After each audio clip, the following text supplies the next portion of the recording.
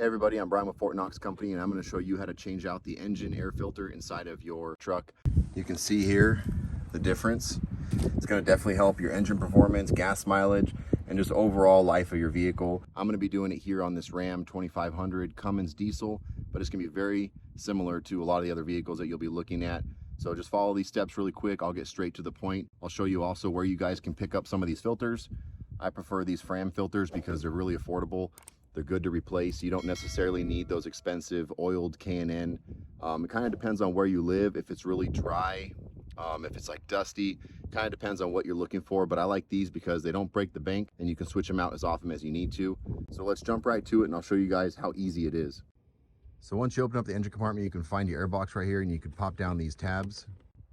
Once you have those clips undone, you can go ahead and remove your air filter. It's a little bit easier with two hands, but I'll show you guys here. Just pops right out. Don't be afraid, just pull it right out. We can see how dirty this thing is. Obviously it hasn't been changed in a while, so that's why it's so important to change these things out.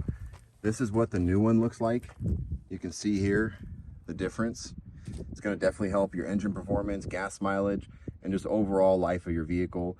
I'll put links for all these things in the video description. I'll put one specifically for the Ram and maybe a couple other vehicles, but you can click on the link and then you can match up these filters to the vehicle that fits whichever vehicle you have. So you can just click on the link and then you can actually find it through there.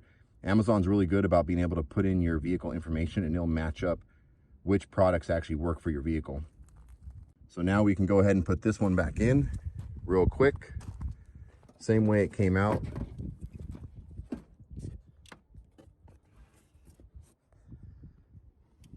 Drop it right in there, make sure it's seated evenly. Then we can put these fingers right there on the back of this lid back into those little holes right there. Then once those are seated in there, we hold it down and then we can reapply these clips.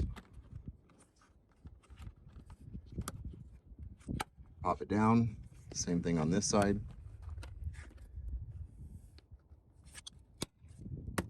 We're done. That's how quick and easy it is.